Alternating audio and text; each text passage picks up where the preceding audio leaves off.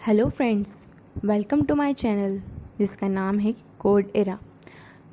आज के इस वीडियो में हम देखने वाले हैं इंट्रोडक्शन टू जावा। तो चलिए स्टार्ट करते हैं। तो आज इस वीडियो में हम कवर करने वाले हैं what is Java, the need of Java, history of Java, Java के एडिशंस, उसके एप्लीकेशन एंड जावा वर्जन्स के बारे में। तो सबसे पहले हम देखते हैं कि व्हाट इज़ जावा।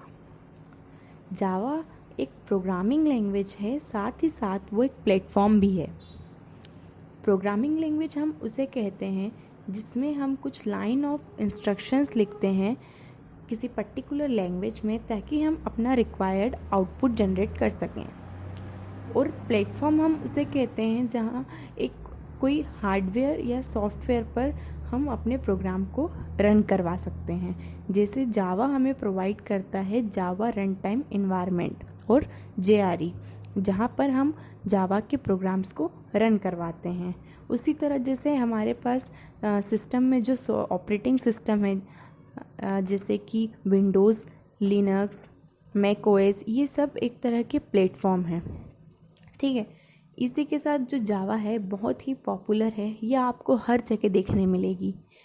आप अपने मोबाइल एप्लीकेशन ही ले लीजिए, वो भी जावा बेस्ड ही होते हैं। जावा एक हाई लेवल लैंग्वेज है, साथ ही साथ ये ऑब्जेक्ट ओरिएंटेड के रूल्स को भी फॉलो करती है। आइए अब हम जानते हैं कि हमें जावा की ज़रूरत ही क्यों पड़ी। पहले जब हम कोई प्रोग्राम लिखते थे या कोड लिखते थे तो उसे हमें अलग अलग प्लेटफॉर्म के लिए अलग अलग कोड करना पड़ता था।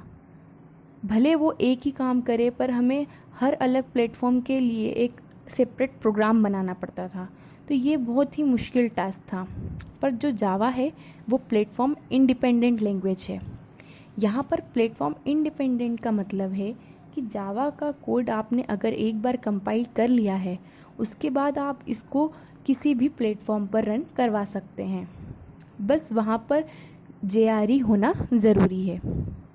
तो इस तरह हम कह सकते हैं कि जो जावा का कोड होता है वो राइट वंस और रन एनीवेयर नेचर का होता है।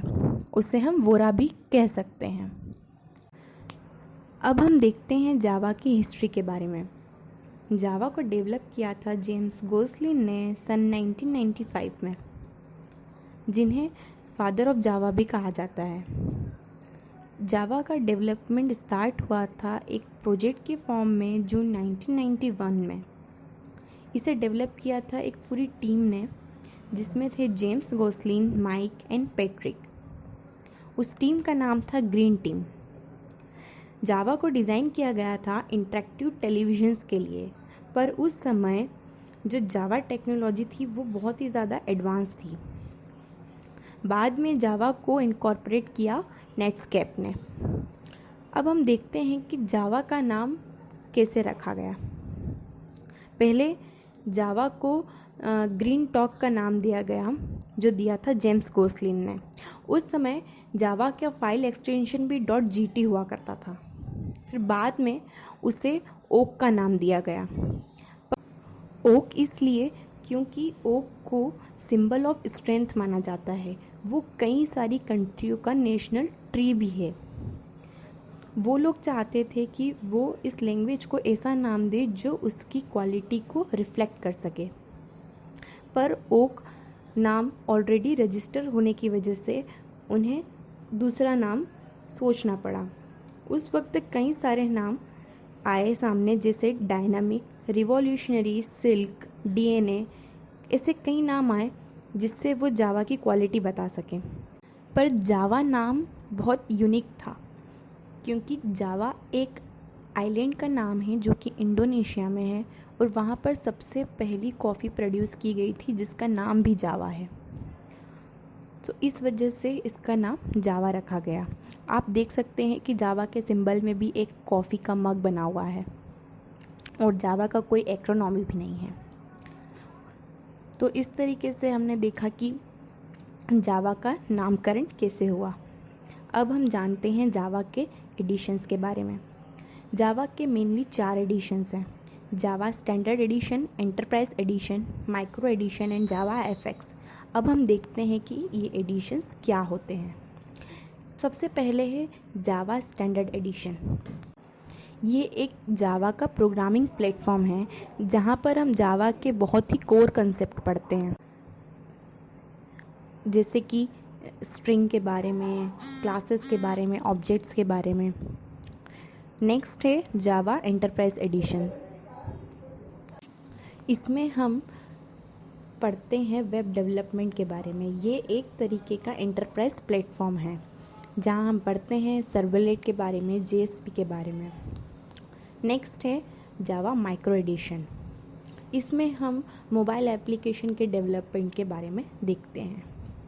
और लास्ट है जावा एफएक्स, जिसमें कि हम इंटरनेट एप्लीकेशंस को कैसे बनाया जाता है ये हम पढ़ते हैं। अगर हम जावा के एप्लीकेशंस की बात करें तो जावा के कई सारे एप्लीकेशंस हैं, जैसे mobile application, desktop application. Desktop application में हम जैसे एंटीवायरस की बात करें तो वो एक डेस्कटॉप एप्लीकेशन हो गया। वेब एप्लीकेशंस जिसमें हम हमारे प्रोग्राम को सर्वर साइड रन करते हैं, हम वहाँ पर डायनामिक पेजेस देखते हैं, जो हमारी वेबसाइट्स होती हैं, ये वेब एप्लीकेशंस हो गए। इसी तरह क्लाइंट सर्वर एप्लीकेशंस भी होते हैं, एंटरप्राइज एप्लीकेशंस होते हैं, जैसे हमारा कोई बैंक से रिलेटेड कोई एप्लीकेशन हुआ, ये एक एंटरप्राइज एप्लीकेशन हो गया। इस तरह जावा के बहुत सारे एप्लीकेशन से आपको हर जगह देखने मिलेंगे। तो आइए अब हम देखते हैं जावा के वर्जन्स के बारे में। यहाँ पर आपको एक टेबल दिख रही है, जिसे सबसे पहला वर्जन आया था सन 1996 में, और उसे कोड नेम भी दिया गया जिसका नाम था ओक। ऐसे कुछ जेडीके वर्जन्स हैं जिनको कोड नेम दिया गया, जैसे जेडीके 5.0 को टाइगर, जेडीके 6 को मस्टैंग। कुछ वर्जन्स को कोड दिए गए, कुछ को नहीं भी दिए गए। जैसा कि आप लास्ट में नोटिस कर सकते हैं कि सितंबर 2000 के बाद हर 6 महीने में जावा का एक नया वर्जन रिलीज़ हो जाता है। इसमें मैंने लास्ट लिखा है सितंबर 2019, अब इसके बाद आएगा मार्च 2020 में। इसी तरह ये सीरीज़ चलती रहेगी, ठीक है। तो ये हमने आज देखा कि जावा का ओवरऑल इंट्रोडक्शन। नेक्स्ट वीडियो में अब हम देखेंगे कि जावा के फीचर्स क्या होते हैं और आगे जानेंगे इसके बारे में। अगर आपको वीडियो पसंद आया हो तो प्लीज़ सब्सक्राइब और लाइक ज़रूर करना।